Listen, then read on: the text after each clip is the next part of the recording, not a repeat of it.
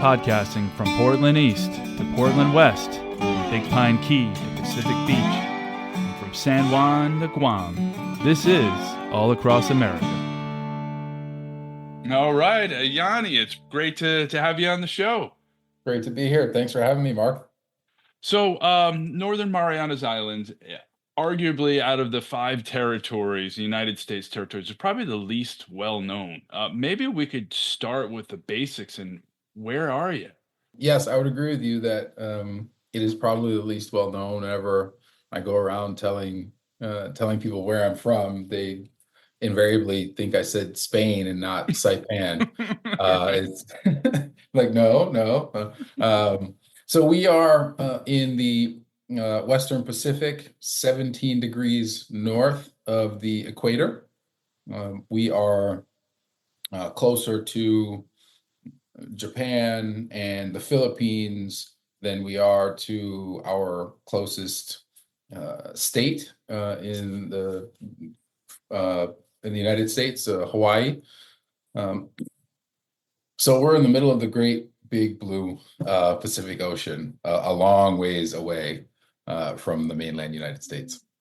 And it's now 9 p.m. New York time, 11 a.m. Saipan time. You're on the other side of the international date line. Yeah. That struck me. I had learned about the international dateline thing really after moving here. Obviously, you know about it as you grow up and you learn. And I'd actually contemplated writing a story about the international dateline because whenever we fly to Hawaii, we go all the way to the back end of the day, and Right. you actually oftentimes arrive there before you left. Wow. Okay. Where our time here, and so it's a really strange thing where you get a whole day, but when you come back, an entire day just disappears for you. It just disappears in the air. And so we're relatively close to that dateline. And I had this idea of someone being able to not grow older by simply jumping back and forth over the international dateline. I don't know if logistically it would all work out, but it was an interesting place to be, so far ahead of friends and family pretty much everywhere else in the world. I mean, I don't know you'd live forever, but if you were to take that ride from Northern Marianas to Hawaii, I mean, you're younger. I mean, if Correct. it's earlier that you're younger, I guess you may Correct. not feel it. You probably feel older having been on a plane for so many hours, but technically you're younger. Yeah. Even that All right. flight to Hawaii for us is 10 hours. We can't actually fly there from here. You have to fly there from Guam. Right. But that flight, I mean, it takes like 8 or 9 or 10 hours. It's the Pacific Ocean is massive, and we're so far away from even from Hawaii. It's crazy. Right. I mean, that's the thing for listeners to think about is your 10-hour trip to Honolulu, and from Honolulu to San Francisco or Los Angeles just to get to the U.S. mainland. That's a plan right there. You really got a plan. It is. And as a consequence, it's, people obviously friends and family, when they hear about where we're going, where we're moving to, they're all oftentimes shocked. And then when they think about the logistics of coming to visit, they're in for a surprise when they realize that, coming from New York or even the West Coast, you are, signing up for if you're lucky, a 20 or 24-hour travel. But we tell people you get used to it. It's not as bad as there's not that much of a difference, frankly, between like a 14-hour trip and a 20-hour. By that point, it's just long. It's just long. Yeah. You had mentioned Guam, and so the Northern Marianas are not part of Guam, but Guam is part of the island chain. Correct. We are an archipelago that includes Guam. Guam is the largest and southernmost island, but the chain runs all the way north, several hundred miles. Wow. And we are really Guam is the largest inhabited island. Saipan, where I am, is the second largest inhabited island in the chain. And then there are 2 smaller islands that are part of the Commonwealth of the Northern Mariana Islands. Rhoda and Tinian, who each have respectively between 2 and 3,000 inhabitants Okay. at last count. And then there's a couple, and then the rest of the islands are largely uninhabited, but there's a couple more that have very small sort of homestead populations there. And so there's a Carolinian culture, there's a Chamorro culture. Could you talk a little bit about that? Sure, yeah. The Chamorro people have, by most accounts, been here for millennia. They arrived as part of the, migratory routes coming out of East Asia. And so they've called this island chain, the Chamorros have called this island chain home um, for 4,000, 4,500 years. Um, and then the Carolinian people from the Carolinian Islands uh, are also considered indigenous here in the CNMI. They arrived in the 1800s after catastrophic typhoons had affected the home islands, and as it turns out, because of the colonial history of the islands, they arrived in Saipan, and Saipan was essentially empty. It had been uh, all of the Chamorros had essentially been taken out of Saipan and relocated to Guam by the Spanish administration. And so, yeah, so both cultures are here. Obviously, both cultures are here in Saipan, which is a little bit different than in Guam.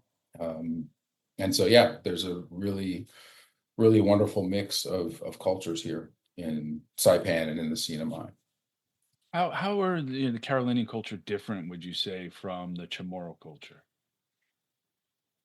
Well, there are obviously, lots of similarities in the sense that are both, they come from seafaring traditions. There's Right. seafaring people. There are lots of similarities amongst the Pacific Island populations. Um, Obviously, the language is different. They speak two different languages. Right. Um, they have some different customs and traditions in terms of burial rites or funeral practices or even hierarchies in families, relationality between different people in the family. So Okay. there are some differences in that regard, as you would find with any two populations that aren't the same, that are similar. So Chamorro is also the people of Guam or the indigenous folks of Guam. Is that correct? And I see it Yes. spelled with the CH, the capital CH in some instances. What's that all about? That's just a product of the differing orthographies, the different sort of ways in which the languages is is is written Okay. and sort of annotated. There's two, separate commissions because again, they're two separate territories.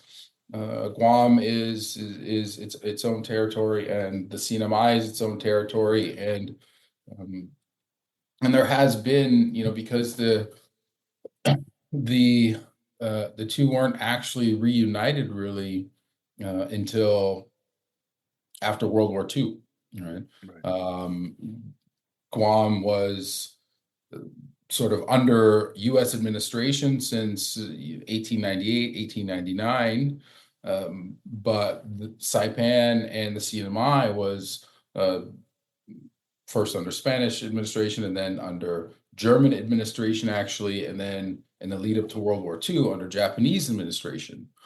And Right. so the two groups of people living in the island sort of have pretty significant differences in their recent history in terms of some of their experiences.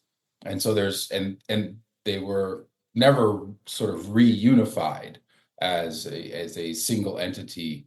Um, and so as a consequence, they have some differences like that where the orthography here for Chamorro spells the word and the language uh, the word for the language one way, and they spell it a slightly different way in Guam. I see. Okay. And so at one point, Saipan, the capital city, the biggest, I guess, most populated island, was completely devoid of people. I guess in 1720s, they just moved everybody off of those lands except for the island of Rota. Yep. Yeah. Yeah. And that's so, in the period thereafter, that's when, and again, it was century or so later when, Carolinians arrived in Saipan, but again, we're still talking mid 1800s, early 1800s. But yeah, the Spanish had moved everyone off of Saipan down to Guam, and there were, still some people in Rota, and the entire chain at that time was under Spanish administration, um, Okay. just for logistics and various other reasons. They wanted to have the populace sort of in one place, which I guess you can imagine is um, uh, advisable if you're trying to sort of oppress a people, Yeah. trying to keep them under control. Roto is much closer to Guam actually than it is to Okay. Japan, and so it again, I'm not a historian, but I'm assuming that one of the reasons why Rota continued to be populated was because it was close enough, right? And they did have I see. Okay. they had a Spanish presence on Rota, and made regular visits to Rota. And speaking of Rhoda, there was a point in the book, Mariana's Mosaic, and we'll get into that hopefully in a few minutes, that said that Rhoda is the purest form of Chamorro culture. And I know you took a couple of trips to the island, if not more. Can you talk a little bit about that? Sure. Well, I'm sure there would be some contention with that statement, obviously.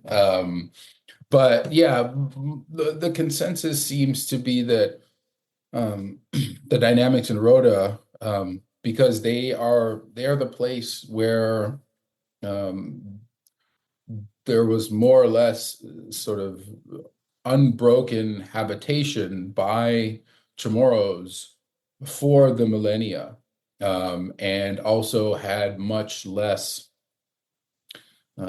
sort of colonial repression during that Spanish era, right? They were removed from the Spanish power center in Guam.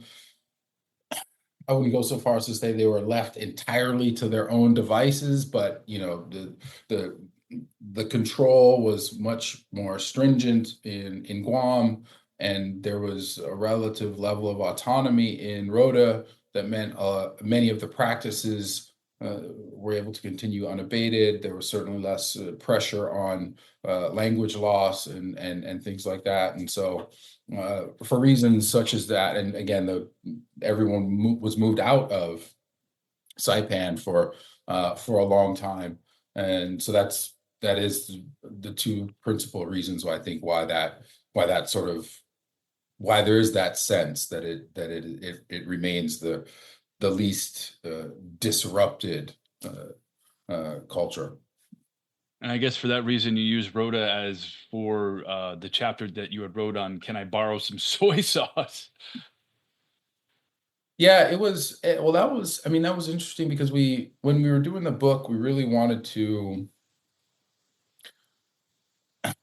do justice by the Marianas, which is to say that we wanted to make sure that it was inclusive, that we got as many diverse voices in there, because the Marianas is an extremely diverse place. But we also want to make sure that some aspect of life in the respective islands that were inhabited or populated had some representation. And so I made a couple trips to Rota, but I didn't actually have a plan. I went and was just going to see what unfolded and what developed, and ultimately what became sort of intriguing while I was there was the subject of that piece, which had to do with sort of changing or what appeared to be changing neighborly dynamics on this very small interconnected island. And there was kind of a surprise ending to why people stopped asking their neighbors for soy sauce. Can you talk about that? Uh, yeah, I mean, as I spent time speaking with people and talking to people, there were, a number of different sort of contributing factors why it seemed like this happened. Um, and one of the biggest ones was is the sort of rising influence of American culture and American values, sort of a shift away from the the collective communal Right. culture that characterizes life in a small island. Um, and so it was really surprising to hear that. And the most surprising part for me was how seemingly uh, quickly the change, according to the folks that I spoke with and interviewed, how quickly this change seemed to have manifested within a decade. People had gone would again, I should qualify this, right? That the people that I had spoken to, we can't make sort of uh, uh, globalizations or Right. generalizations, but based on the folks that I spoke to, what appeared to be the case was that this change in practice from being very sort of almost it being almost second nature to go to your neighbor when you needed something, particularly a small thing, salt or soy sauce or sugar or ketchup. Whereas before it would be second nature, and you just go there. In the course of 5 to 10 years, that practice for many people seemed to have become an anathema, where you wouldn't, where they would want to rather do anything else other than go and ask for that small favor. And it's sort of so that intrigued me. Hearing that from a number of different people, that they no longer engage in that practice, although many aspects of the communal collective culture are still very much evident there and here. I mean, people still when they harvest, they take what they need, they share parts of it with friends and family and neighbors. When you have a big catch, when you're out fishing, you take some for yourself and you share it with friends and family and neighbors. But this one strange thing of going to ask a neighbor for this small thing, that seems to have shifted. And so one thing that I'm actually kind of curious about is some at some point go back and sort of reinvestigate that, re-explore that, see where that dynamic has gone, confirm whether, to what degree it's prevalent and widespread. And so that's sort of part of something that I'm excited about hopefully being able to do at some point in the future.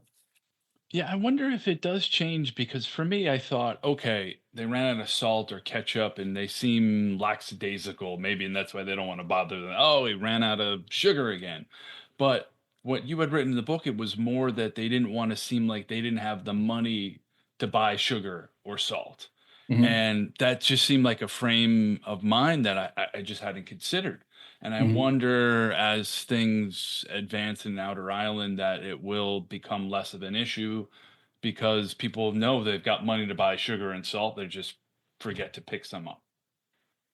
Yeah, I mean, it will be interesting should I have the opportunity to sort of re-explore that to see whether that has changed, because the sort of dynamics that I think contributed to that feeling, that concern about your neighbor thinking that you can't, you either mismanage your affairs or your funds or your finances, or you just don't have it, that you're the dynamics that made that feeling arise are were also relatively new.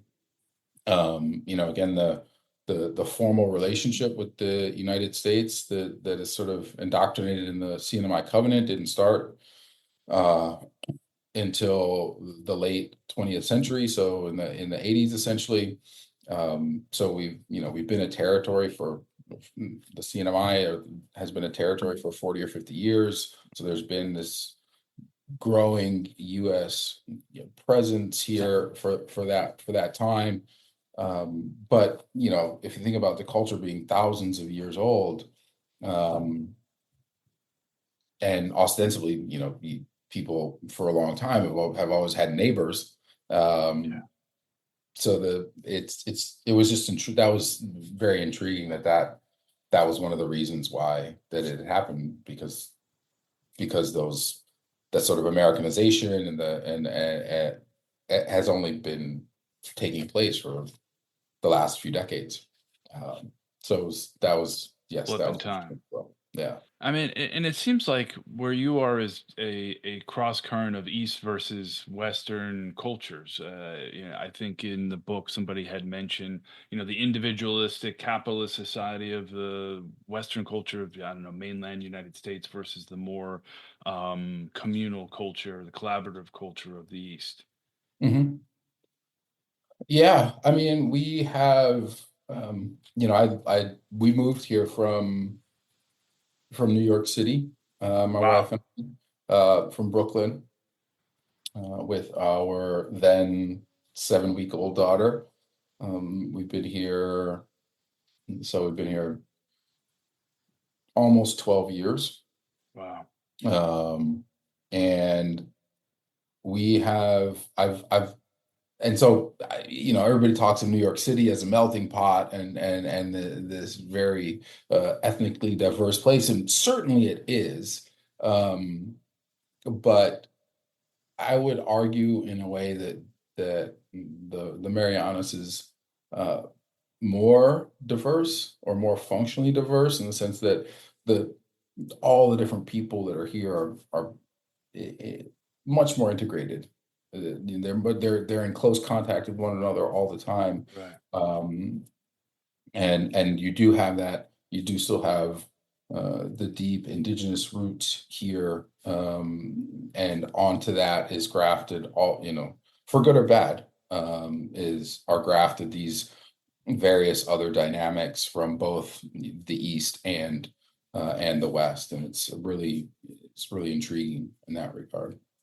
So you came from Brooklyn to Yeah. Northern Marianas Islands. I mean, what was like the most shocking, cultural shocking thing for you trying to work through, figure out, wrap your head around? Um, I mean, it's interesting because the most culturally shocking thing was also the thing that really endears this place to me. Um, I was so I was so surprised when I got here and would, talk to people, and it sort of just blew my mind how much everyone loved this place. And it's interesting because there's a crazy amount of out migration from the Mariana Islands and from lots of Pacific Islands. And in lots of countries, frankly, there's migration from rural, less populated areas Right. ever, into greater concentrations in cities and what have you. And so lots of people leave the Marianas for various reasons. They leave home to pursue better opportunities, for education, for healthcare, to join the military, what have you. But they also really still love the Marianas, and and everybody and so it was, and that's sort of part of, I guess, I don't know. I'm still to this day uh, figuring out or trying to understand the various sources of that love. But I know that I think one of them is just the profound sense of community. is amazing here. If you go to the to the western beaches, which are, much nicer, more accessible, sandier, right? The eastern beaches are sort of cliff line and rocky and beautiful in their own regard, but they're not necessarily nearly as accessible. But if you go to these beaches on pretty much any Saturday or Sunday, you will just find group and family after group and family just hanging out together, spending time together on the beach, for various reasons, for birthday party or this party or that party, or just to hang out at the beach, and to just enjoy people's company. And so community is one of those very powerful parts of this place. And it's one of the things that has made me love this place and ultimately feel like um, I'm home in a way. Yeah. Yeah. We have been here 12 years. We don't, uh, God willing, we don't plan on going anywhere else for the foreseeable future. So yeah, that's been the most interesting place, just how communal things are here, right? And the very, very collective, very collaborative. Um, so that's been probably the most intriguing part of living here. What brought you? Um, Probably the same thing that takes so many people away from here, as it were. My wife and I were in Brooklyn, and we were anticipating the birth of our first child. We were in a small one bedroom.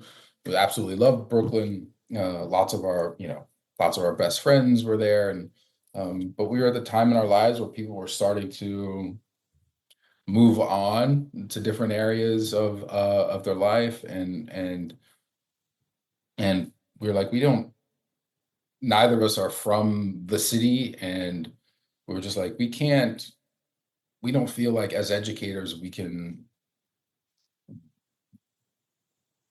thrive here with Yeah. with a child or with a family.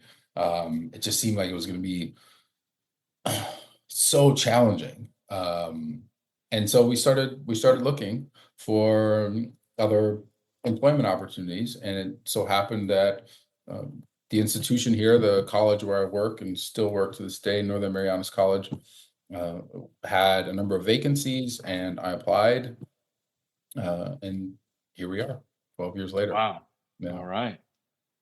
Wow, that's a big move, but yeah, I mean jobs and yeah, being able to afford to, to live and kids, a place to run around makes sense to me. Well, speaking of pride, we you wrote a lot about clothing brands in the Mhm. Marianas. Yeah. Um, that was also, and that sort of, that really sort of dovetails with this love for the island that people seem to have, whether they're indigenous to the place, or whether they are where they find it or call it their adopted home. Um, I was when the sort of local clothing movement took off here, I was blown away. I couldn't. Everywhere I looked, in every one of my classes, there would be two-thirds, three-quarters. Sometimes it would be like almost every single student in the class would have on various what I call local clothing brands. So it was, brands that are that originate here, that display uh, various aspects of either the culture or the landscape or the geography, that very clearly demonstrate an attachment to and connection to the islands. And again, much like that sort of other dynamic, it seemed to just happen overnight. It just one day everybody's wearing, Nike shirts and Reebok shirts and polo shirts, and then all of a sudden one day I'm looking around the classroom, I'm like, wow, this just came out of nowhere. And so when we ended up putting together the book, I thought, let me go ahead and just explore this phenomenon, because that's really what it was. It was a phenomenon um, where everybody just these brands just proliferated, and it was amazing. Can you name check a couple of the brands? I can. One of the biggest ones is Tribe Marianas. Another one is Magas. Um, one of the biggest ones, one of the other biggest ones was and is Royal Soil. And if I'm not mistaken, sadly, one of the co-founders recently passed, like in the last couple No. days, Oh, which is a real bummer. Um, so condolences to him and his family. yeah. But yeah, those are some of the biggest ones still around. Um, and there are new ones coming in behind it all the time. Some of them fade out, some of the new ones fade in. Right. Sometimes they're the same people that are, sort of revitalizing their brand. So it's also a really dynamic thing. It's continuously evolving, as it were. So when we talk, I mean, clothing brand, are we talking, I don't know, stuff you wear to the beach, street clothes, custom tailored suits? What are we talking about? Well, we're definitely not in custom tailored suits territory yet. But some of the brands do have nice, sort of formalish, more formal Okay. attire, button downs, things you might wear to a dinner, sort of island formal, if you were. Right. Um, Right.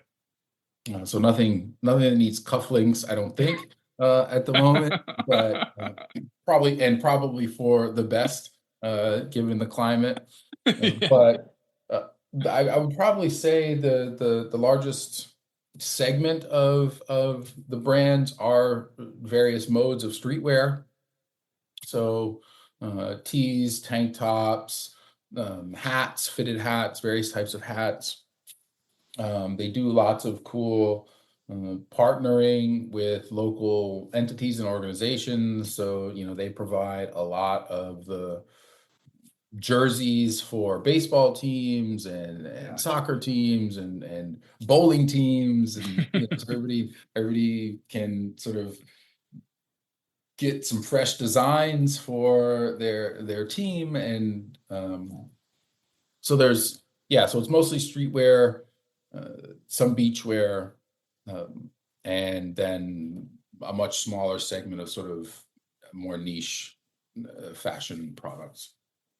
Gotcha. So, Mariana's Mosaic, can you just talk a little bit about the book and how it came together? Sure. Um, and thank you again for picking up on it and reaching out. I really appreciate that. It's always great to get some additional exposure for the Marianas and for things that have been Definitely. produced in the Marianas. Uh, and that may be I think the coolest part of this is that the book was really produced in the Marianas. It was Yeah. funded in large part by the Northern Marianas Humanities Council, with matching funds and support from my institution here. It was written by two, at that time, faculty members here at the college, or edited by two faculty members here at the college, me being one of them. The other since moved on back to the mainland. It is The various pieces in there are written by people that either call the Marianas home at the moment and live there, or call the Marianas home sort of by descent or ancestry. Yeah. And so it's really a Marianas production. It was published by the University of Guam Press in conjunction with a new imprint that we have here at the college called Burrell Publications. designed. I love the design It of is. It's amazing. the It's book. great. I Yeah. when I saw the cover, when I saw and then when I actually got to feel it, right, with the embossed Yes. Yes. island, I was like, wow, It's you cool. guys killed it. It's one of the just more colorful books in my Yeah, collection. It really is. It's very yeah, cool. and even just the inside cover, you open this thing up and it's just like, Yes. Yeah. oh, It's I mean, cool. beautiful. So Yeah. it was a designer in Guam that did this. So it's like, Oh, wow. I mean, just amazing, amazing, amazing work all around, and work from the Marianas. That said, it did take a long time to come to fruition. Yeah. I think it was man 7 or 8 years from Wow. getting the grant, the initial grant that sort of supported the early production, to actual having this in my hand. Um, so it took a long time. But I think the time and the effort was well worth it, because it turned out wonderfully. It In really my did. I mean, it's something to be commended and congratulated. And I mean, it's just it's a weighty Sure, object of cultural significance. It's very cool. Well, speaking of weighty objects, you're working on a PhD. Can you tell us a little bit about that? We were talking just before we started recording. sure. Yeah, I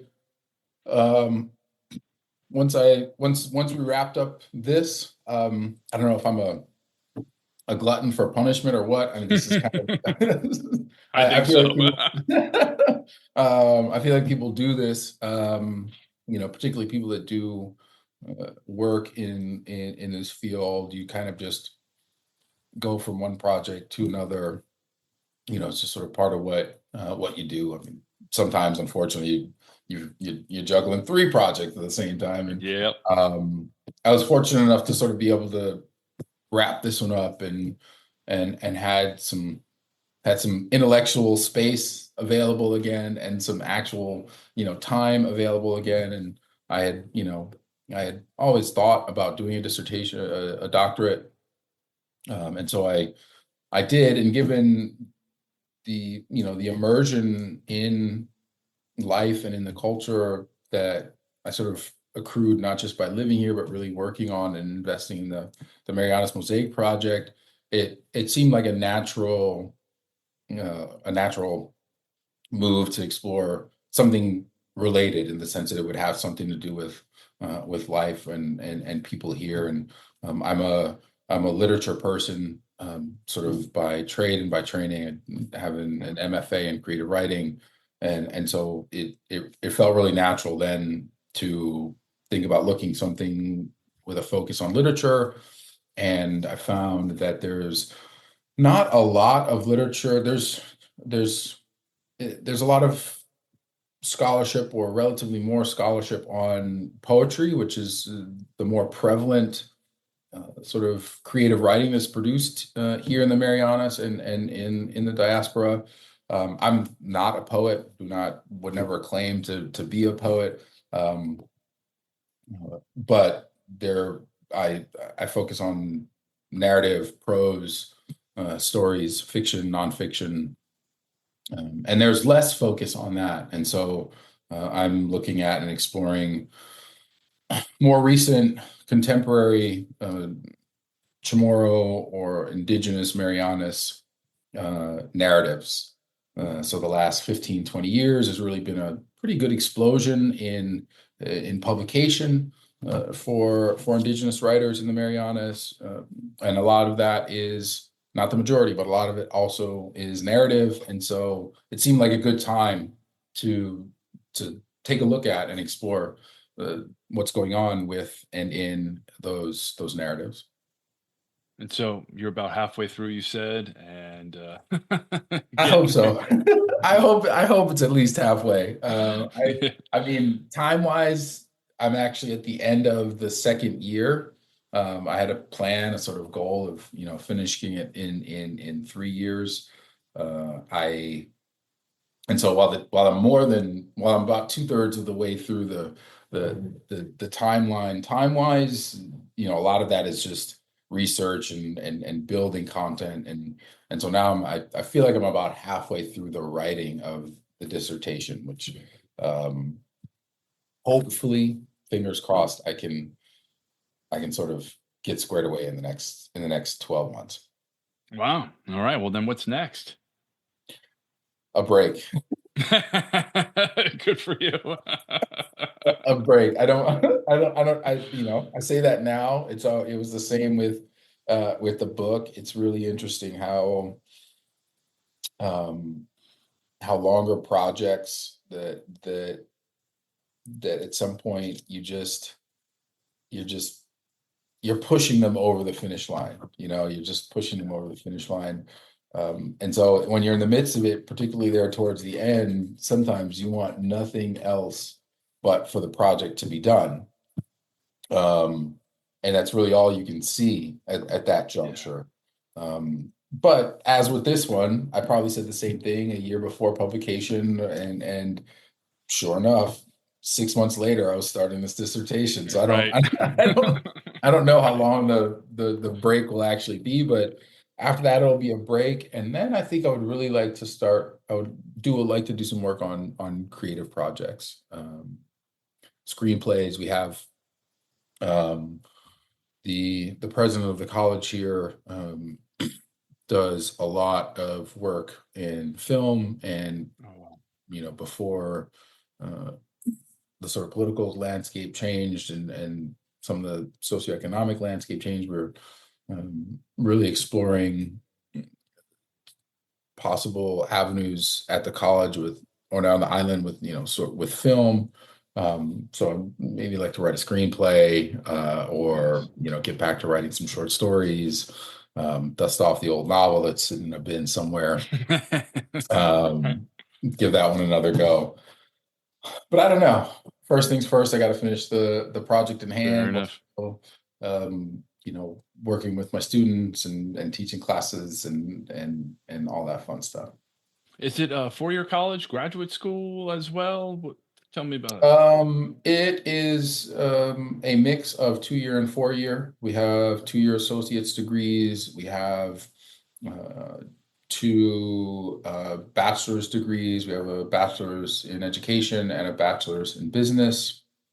Um, and yeah, we hope to here over the next decade or so expand Good. some of those offerings. But it's a mix, and it's that as well as kind of a balancing act given the population that we have and the resources at our disposal, um, and trying to find trying to meet community needs is Yeah. is what the institution is doing. And so if we can identify a need that requires another 4 year program, then I'm sure the college would be trying to make that a reality. That's nice. I mean, education degree, business degree. I mean, it's kind of hard to go wrong with those two. So it's nice to hear. Philosophy, maybe less so. Yeah. Has Unfortunately, its merits, and yeah, its as its value. merits. The But classics are on their way out, unfortunately, with a lot of, humanities and all of that. And coming from yeah. somebody who studied that, so it goes. But well, how can people find out more about Mariana's Mosaic? How can people find out more about you? That's a good question. Like I said, I don't I don't really do much Not on a the good for on you. the on the social media these days. I don't have a website. Maybe I should at some point. I In your guess free time. I guess you'll just have to use the old Google machine to find out about me. All right, there we go. Uh, as for the book, you can check out Pearl Publications or UOG Press. It also is available digitally on Amazon, and in print. You can order it in print from Amazon, and we have the distribution agreement with NYU Press. So there's a few Oh, ways where wow. you can find out about Mariana's Mosaic. And yeah, we would certainly appreciate folks taking a look and Yes. finding out a little bit more about the Marianas. Yes, and I would definitely recommend getting the print version. If there were any book to get in the print version, this would be one. That's It seems awesome. like I appreciate it. Well, it seems like a PDF should be against the law for this book, but I understand the utility of having, something on a screen versus carrying around a heavy book, but still it's very cool. yeah. What did you think about it? What was your favorite part? What did you, I mean, or a interesting part? I read the whole thing. I mean, it Mm, was very interesting hearing about, I think, the traditional healers, hearing a little bit about the spirits, that part of traditional Chamorro Carolinian culture. I thought was very interesting to me. Just understanding the cross sectionality between East and West, and the individualistic versus the more communal aspects, and so I knew that, but sometimes you gotta see it in writing and hear somebody else's experience with it to be able to conceptualize it. So those were kind of the couple takeaways for me. But nice. You ever take the show on the road? We're gonna oh see yeah, you can see oh on yeah, site Sunday, okay? I'll be in Nebraska and North Dakota in a couple weeks. So Cool. yeah, yep. I'll be in Omaha. We're meeting with some woman that does a small town Nebraska podcast in North Dakota State Troubadour. Hoping to meet with Teddy Roosevelt National Park, one of their rangers. So yeah, I do a lot in person in New York City and the area. I was up in New Hampshire Mm, recently, be in Massachusetts. So I've recorded in about 10 states so far, but nice. maybe one of these days I'll make it out your way. But yeah, Yeah, I do like to take the show on the road. I have a kit, and I mean, Zoom is good for what it is, and it's hard sometimes, obviously, somebody who's so far away to, just drive on over. So of course. Of it's course. Oh, I valuable, know. but I try to do it in person. So but Nice. glad we can make it happen. And Yanni, thanks for being on the show. I appreciate it. Thanks so much, Mark. It was a fun. It All was a right. blast.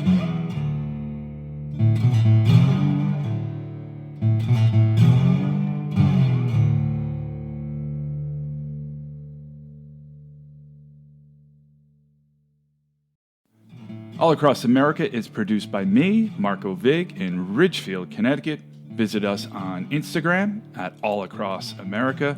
Check out our website, allacrossamerica.com. There's an interactive map with all our episodes, and there's a Contact Us page where you can send your reactions, guest ideas, and suggestions. So get in touch, stay connected. To me, that's what podcasting is all about. Thanks for listening.